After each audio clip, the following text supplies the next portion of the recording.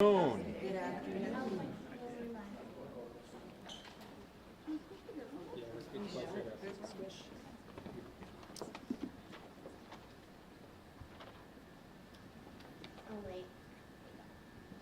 afternoon, everyone. Happy Friday. I'm wearing my Polar Plunge CTU gear today with my fellow officer Maria Moreno here.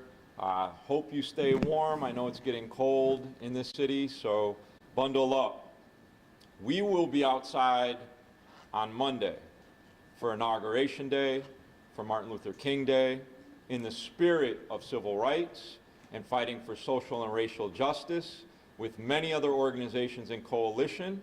We have a moment of great contrast. You've got President Trump on the one hand promoting division, asking to raid our immigrant families, striking fear in the hearts and the homes of many of our neighbors.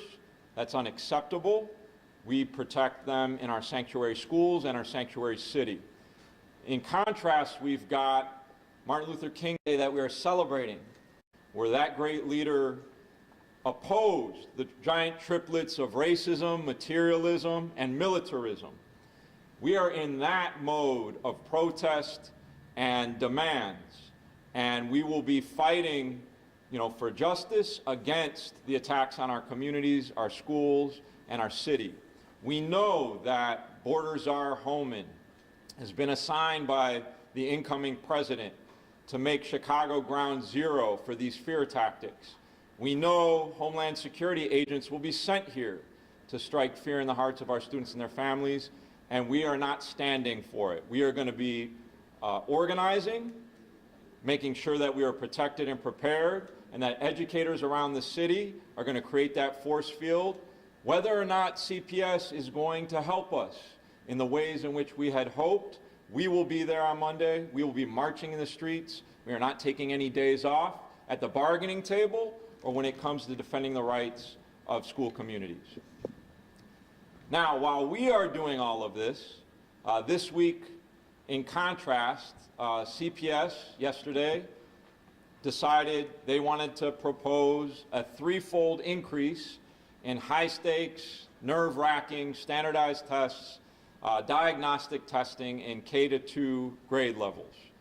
We think that goes against the grain of what's necessary developmentally, and that our students need and deserve authentic lesson plans that stress racial justice, the identities of our students, playtime, opportunities for recess, a better school day that have arts, holistic teaching, physical education, sports, the whole panoply of things that all children deserve regardless of zip code.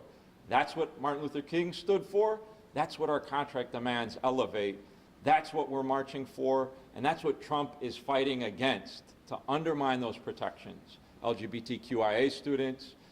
We also find it interesting, yesterday here in this building at CTU headquarters, we had over 200 of our members and allies taking sanctuary training. What happens if on Tuesday, ICE agents are knocking on a school door trying to apprehend our students? We were training members and community allies on how to prevent that from happening, how to demand a warrant, how to make sure they aren't entering our buildings without those protections for students, how to not give away addresses and information that would put them in harm's way. So that's what we were doing. What was CPS doing this week? They were denying our ability to figure out how to help our houseless students. There are 3 years of not abiding by our contractual agreement to meet on how to improve the services and outreach to houseless students who are overwhelmingly Black and brown, who have increased by over 50% in the last couple years alone. They were meeting with us to try to inhibit and prevent resolving oversized classes of 38, 40, sometimes more. We have common sense solutions. We did have some good conversations today that you'll hear about from Janette Baker, field representative, elementary school teacher extraordinaire. You will also hear about some of the protections we've been fighting for, the training I described yesterday from both Linda Perales, also a bilingual teacher, a special education teacher, and an organizer. at the elementary level. She organizes everyone, not just elementary, but elementary teacher. And then lastly, you'll hear from Elar Dominguez, also a SPED, bilingual educator, elementary teacher. So we hope that this moment brings out our better angels. We know the city showed up this week when we came out in hundreds to defend our sanctuary city status. We are going to show up in hundreds to defend our sanctuary schools on Monday, if not thousands. And the resistance is growing. People are getting better organized, and justice will prevail, but only when these very common sense demands we're making that different organizations are advocating for are held at high esteem and taken seriously by CPS, by CEO Martinez, more so than what we've experienced thus far. So without further ado, I'm going to bring up Janette Baker to describe in a little more detail why class size is important, why we're seeing newcomers in schools, that you can't say on the one hand we will defend them from ICE and then rob them of services and the critical investments and interventions that they need and deserve by law. Janette? Thank you. All right. Good afternoon, everybody. My name is Janette, G-Y-N-E-T-T-E, Baker, B-A-K-E-R. I'm a field representative and the class size coordinator for our side, CTU side. So I have a couple of examples of some of the overcrowding that we're experiencing. So at Dorr Elementary School, there are 38 students in one classroom. At Sin High School, we had 13 cases of overcrowding. And it has taken almost 6 months to provide relief to these situations. We have people that have been making referrals ever since week 0, August the 20th, and that's week 0 before the students even show up. And so far, we haven't taken care of everyone, but in these cases, we have students who have lost precious instructional time, and then educators who have lost invaluable preparation time. Our proposal, it proactively addresses the issues by capping the limits of the students in one classroom. Our proposal streamlines the process to provide relief. It gives us everything that we want. It gives our students what they deserve, the parents what they want for their kids, and the teachers what they need to effectively ensure the success of our students. Even the CPS negotiators agree with us. They do see that what we have proposed to them can work. But Pedro, what is the problem? Why is it taking so long? This is something that we all want. Isn't it something that everybody here wants, our communities want? Is it something that you want? Based on your goals, it is. So what's taking so long? Why is it taking so long to make an agreement on this, to sign an agreement? We all need this. Thank you. Linda?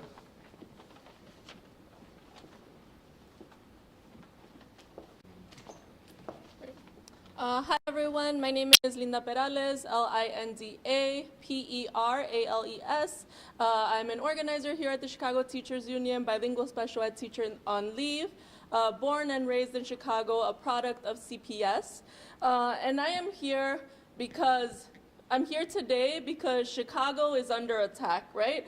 We are 3 days away from the inauguration of a racist, hateful, xenophobic felon as President of the United States. He and his border czar, Tom Homan, have stated that Chicago will be ground zero for deportations. So we're being attacked at the federal level, and we're also being attacked at the city level. When Alders Ray Lopez and Silvana Tavares shamelessly tried to overturn our sanctuary city status and proposed an ordinance that would allow the police to collaborate with ICE. Thanks to incredible organizing work at many levels in our city, that ordinance, that effort failed, and Chicago remains a sanctuary city. Unfortunately, at the district level, CPS has yet to finalize a contract with us that recommits to the sanctuary protections that we won in 2019. These protections are more important than ever, given the inauguration that is coming in just 3 days. The protections that we have in our contract include that ICE cannot enter a school building, that we cannot collect, that CPS cannot collect any information regarding the immigration status of students and their families, and it includes that any data regarding immigration status of our students cannot be shared with ICE. These protections are essential in this moment. And actually, unfortunately, CPS has yet to comply with one of the parts of the contract language that we won in 2019. Our contract states that CPS and CTU will collaborate to create a training for members on how to respond to ICE if they were to arrive at a school building. That training is incredibly important in this moment, and CPS has not collaborated with us to provide this training to our members. So as a result, that is why we, CTU, held a training in January with over 100 participants. That is why we held another training yesterday with over 200 people in attendance. And that is staff, teachers, and administrators coming to CTU for this training, because CPS is not stepping up in this moment, because Pedro is not stepping up in this moment. Our members walked away with useful tools on how to start a sanctuary team at their school. They walked away with Know Your Rights cards by the hundreds to take back to their buildings. So in this moment, our members are stepping up to protect our students, our parents, and our communities, as we always do. Our members always step up when CPS fails to do so, when Pedro fails to do so. So we need Pedro to step up in this moment, enshrine sanctuary protections in a finalized contract now, because our students and our communities can't wait. I'm gonna say it in Spanish. Buenas tardes, mi nombre es Linda Perales, soy organizadora del sindicato de Buenas tardes, mi nombre es Linda Perales, soy organizadora aquí en el Sindicato de Maestros de Chicago y soy maestra de educación bilingüe, de educación especial bilingüe. Y también fui estudiante en CPS. Estamos aquí hoy porque Chicago está bajo ataque. Estamos a solo 3 días de la inauguración de un racista, odioso, criminal en el puesto de presidente de los Estados Unidos. Él y Tom Homan han dicho que Chicago va a ser el epicentro para deportaciones. Estamos siendo atacados al nivel federal y estamos siendo atacados aquí al nivel de la ciudad. Desafortunadamente, Ray López y Silvana Tavares intentaron quitar el estatus santuario que tiene nuestra ciudad. Intentaron proponer que la policía pueda colaborar con ICE. Pero gracias al trabajo increíble de muchos organizadores en esta ciudad, ese intento falló. Desafortunadamente, al nivel del distrito, CPS también está fallando, porque todavía no han finalizado un contrato que reasegura que tenemos protecciones santuarias para nuestros estudiantes, comunidades y maestros.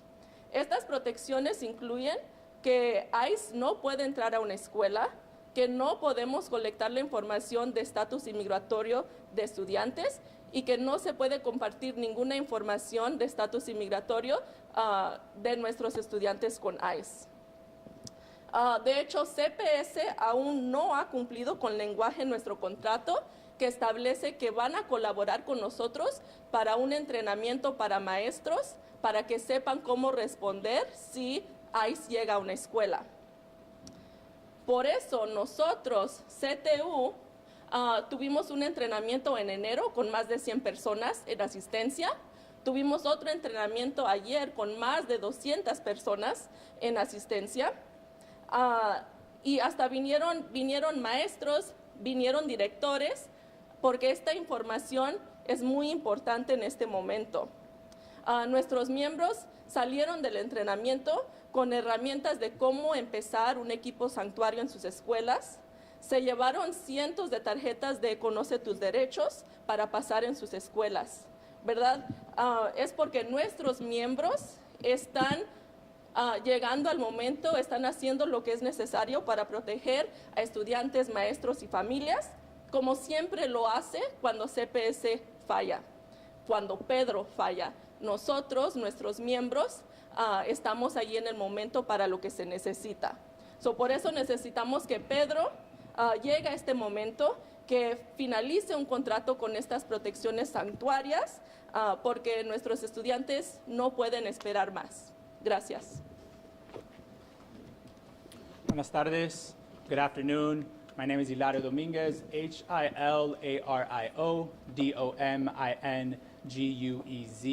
I'm a special education teacher. I work here at the Chicago Teachers Union, born and raised in Pilsen to Mexican immigrant parents. Our students and families cannot wait any longer. When we first shared our proposal 10 months ago, we had a mayor who was ready to invest in education. We had a Board of Ed with a 5-year vision for strong public neighborhood schools, and we had a union ready to do it with a plan. But we were also hoping for something else, a CEO that would partner with us to deliver for our students. That hasn't happened. In fact, we've lost so much time, and the consequences are serious. I'm a special education teacher, and I can tell you that at the beginning of the year, CPS had 300 vacancies for special ed teachers. That means special ed students were going without the services that were outlined in their IEP, without the services required by law. Why don't we have a contract to provide the protections for our special ed students yet? I can tell you that I was born and raised in Pilsen, just like our CEO, and our district has yet to provide the resources for our ELL students, for our English language learner students. We have new arrival students that are learning with Google Translate. Why don't we have a contract that provides better bilingual supports and resources for our students? And since November, the urgency has grown. We have a president that is threatening our ability to keep our families together, that is threatening our ability to work and learn in peace. We asked CPS to bargain 6 days a week so that we can protect our students. Even the Board of Ed instructed the CEO to pass a contract so we can protect our students. But now we're days away from an anti-immigrant president getting into office, and days after two vendido alder people tried to attack our sanctuary city status and threaten our families, and the CEO sends an email saying we don't have enough money, even though we've showed him where it is. Why? Where was the leader that we needed when we had two vendidos threatening the safety of our students? Quiet, because they support his PR campaign to keep his job, and now his PR campaign to find another job. El tiempo perdido, hasta los santos lloran. Our union is not waiting. We have developed trainings, just like Linda said. We're developing sanctuary teams in every school. And we showed up to City Council to protect our city.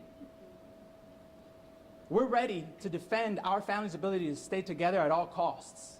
And so to the CEO and to the Board of Education, we ask you, land this contract for our students, for our families. El que mucho promete, poco cumple. Our students deserve leadership that will follow through with actions, not just words or excuses. Thank you. I'll say it in Spanish quickly. Buenas tardes. Me llamo Elar Dominguez. Trabajo aquí en el sindicato de maestros. y soy un maestro de educación especial, nacido y crecido en el vecindario de Pilsen, a padres inmigrantes mexicanos. Nuestras escuelas y nuestras familias no pueden esperar más.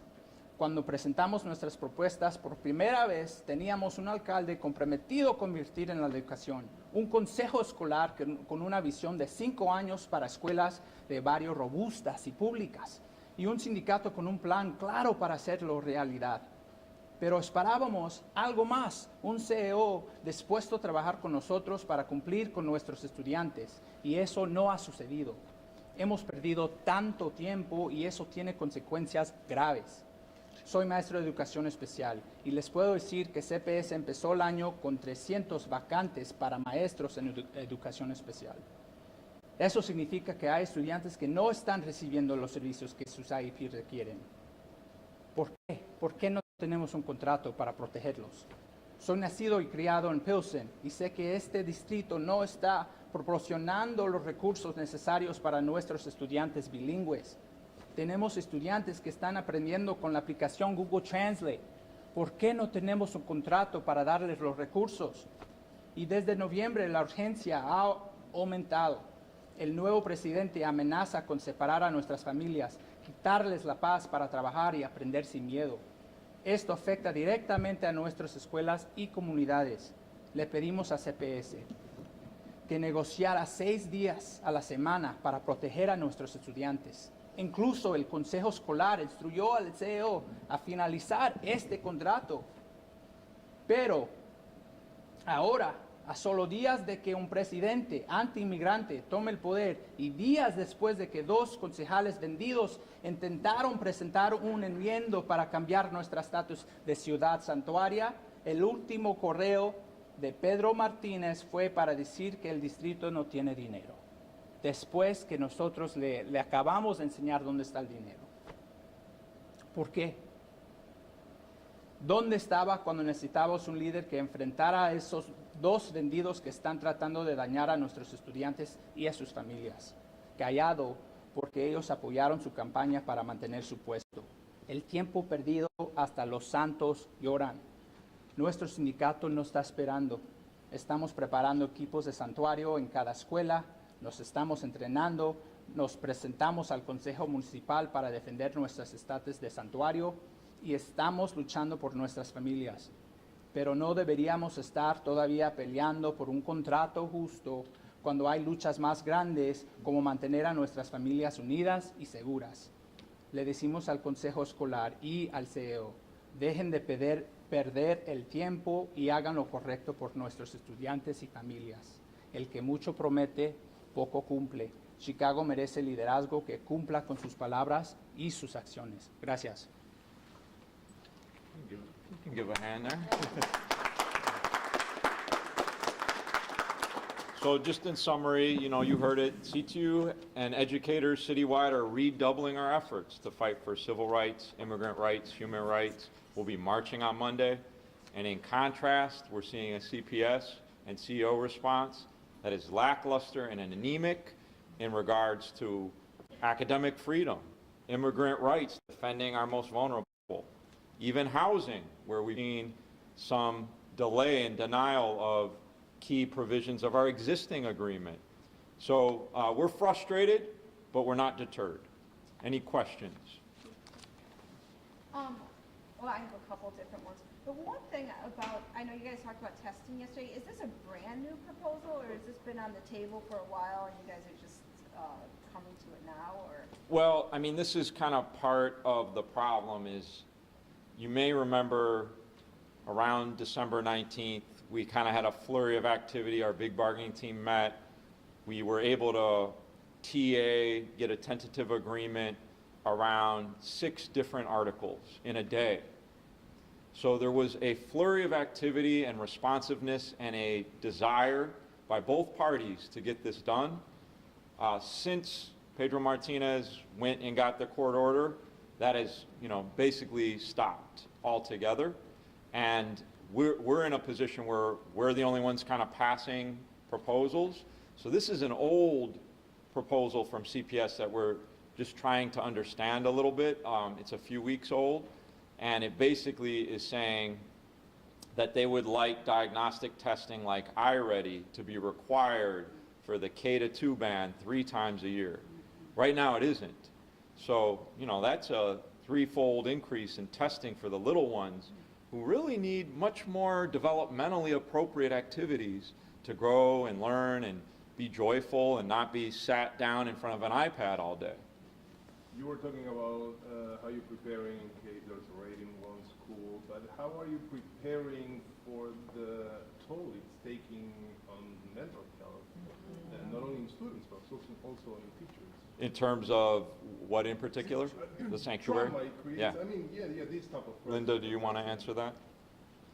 Like, anything that we, like resources we've shared that kind of help with trauma supports, curriculum, things, SEL for students? Yeah. I mean, I think that's where our contract demands are closely tied, right? Oh, sí, en español. No, so ahí es donde nuestro contrato, las propuestas de nuestro contrato están tratando de responder a la trauma que las deportaciones pueden traer. Por eso estamos pidiendo más consejeros, más trabajadores sociales, ¿verdad? Eso es... son las personas que necesitamos en el edificio para trabajar con los estudiantes si algo desafortunadamente sí pasa. Quiere decir que hoy en día no están preparados para responder a crisis de trauma, de salud mental en caso de que suceda algo. Nuestros miembros están preparados lo más que se puede, pero verdad, cuando hay un trabajador social en una escuela y hay muchas traumas, eso es mucho para solo una persona, por eso necesitamos aún más. And without the shared training, there's also lack of shared understanding of what interventions might be helpful. Ya, sí, por eso queremos un entrenamiento que hacemos juntos, como dice nuestro contrato, porque así todos están recibiendo la misma información, estamos trabajando juntos para responder a todo lo que pensamos que puede pasar y ¿verdad? Porque vinieron ayer 200 personas al entrenamiento. Imagínense si CPS colaborara con nosotros. Pueden ser miles de personas en el entrenamiento, ¿verdad? Gracias. Along those lines, a question, we're doing sort of a FAQ for parents, and one of the questions that we got was, what should I be telling my child about what could happen? And I'm wondering if, just as a teacher, you could talk a little bit about, you know, if you don't have legal status, what should you be telling your child about?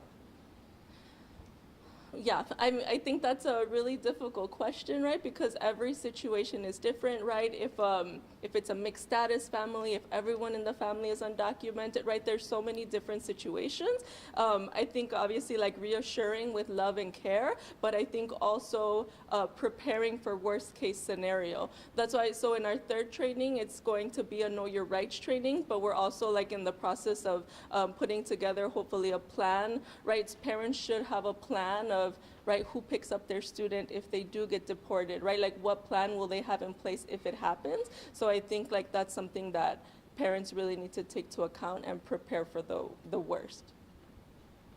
And what have your conversations been like with those families up to this point? And I mean, have some families expressed concern with even sending their kids to school, or are they safer at the school? Yeah, I mean, at Sadlowski Elementary, like we know of a few families that have actually unenrolled and are moving back to Mexico because of this fear. So, right, again, it varies in many different situations. So I think, right, at home, if ICE shows up, the safest thing to do is don't open the door, right? Be very vigilant. And of course at school, that's why we're preparing our members so that they are ready and know what to do if ICE shows up at the building. What I'll add to everything that Linda just said is that that's why we need Pedro and the board to land this thing now, so that we can enshrine our students with the contract to protect them and provide the resources, the SEL supports that we talked about. The staff, just having the staff to be able to come around them in case something happens. Having one social worker for hundreds of students is serious, y'all. Like, you can't provide the resources necessary. And so that's part of what we're saying here, is it's why we need to land this thing now. Just a clarification for you, Sarah. Yesterday was the first time they really explained their intentions around diagnostic testing, and we had a set of member experts who could ask clarifying questions. So that's why we were able to say out loud, oh, this is what they want to do, because it wasn't entirely clear or obvious prior to yesterday. Can I ask you Yeah. sort of along those lines? When I asked Pedro about class sizes for middle school kids, basically he said that the only places that have large class size for middle school kids are magnet schools, and so it would be sending extra resources to magnet schools. So I just wanted to. Yeah, I'm going to get Janette to respond to that, but just today, Janette and myself and Maria, we were talking to the board, our board counterparts, CPS counterparts that deal with class size issues, and we have members at Door Elementary that notified us this week that weren't on their radar with a 6th grade class, 38 students. So it isn't, it's more endemic. Do you want to speak to that? So right now, we did the work and looked at the numbers. If we go by what CPS proposed by doing 30 for the 4th through 8th grade, we already have right now over 469 classes right now. So that's just over 30. And the current number is really over 31. So imagine you have to multiply that number some. And if we wanted to get to the 28, so any numbers over 29 for our 4th through 8th grade, which would be par with the high school and the the 1st through 3rd grade. And we don't understand why there's a difference with these numbers. Those middle school kids are really packed with so many different things that they have to work with, and then the teachers as well. I'm one of those teachers. I was in middle school for I don't know how many years, but I've been in CPS 29. So anyway, if we go down to the 28 students, so any classes that are over the 29, it came up to 671. But this affects over 233 schools. It's not just the magnet schools. This is something that is an issue across the board. And again, I'm one of those teachers. I remember teaching, because again, I've been here so long. I remember having 34 kids in the classroom. My classes, it's a lot. It's too much. The quality of education to those students, you can't really reach every student when you have that many kids there. And then when you have those middle schoolers that are going through so many different things at one time, they're at that point trying to learn how to do specific things, and you can't really get to them all. And it's tragic for a teacher. They're our babies. So. Thank you. One more? Nothing? Well, I actually had one more.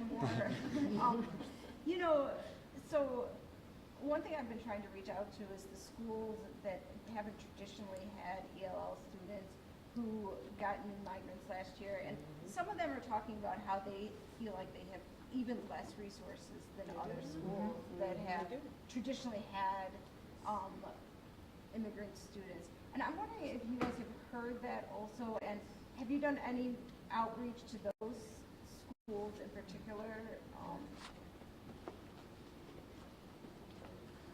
Yeah, I mean, we've 100% heard that from so many members that are in historically black schools. And I think, right, we know that black and brown schools have been disinvested in for so long. And now with newcomers coming into a school that was already disinvested in, it's like less resources, staff being stretched even thinner, and an even greater disadvantage because a school with a well-established bilingual program, right, it's a hot mess and they still need staff and they need resources, but they know what a TBE program is. They know what bilingual education looks like. And for example, at Nash, have never had a bilingual program, right? Have like over 80 newcomers at this point. Just recently were granted a full-time ELPT. So they're very much struggling because they're just in this entire new situation. They're being asked to participate in walkthroughs when they've never, right, to put WIDA standards into their lesson plans when they've never had to do any of that before, haven't gotten the training to do so. So yeah, it's definitely a problem. We've heard from so many members. And we actually have like a member on our bilingual ed subcommittee from Nash so that she can bring that perspective to our bargaining for bilingual ed. Yeah, and I'll leave you with this. Miguel Peretta, head of labor relations, who I have a lot of respect for, stated earlier this week that our settlement map contains 73 discrete issues. You may recall CPS has said we started with 700. It's about 10%. We have been trying to resolve those outstanding matters. We have asked for bargaining next week. We've got no response. It looks like there isn't any scheduled on their end. This is as President 47 is coming into the office and the threats against our students are on the rise. It is the best time to come to some agreements on how we can protect them. Thank you.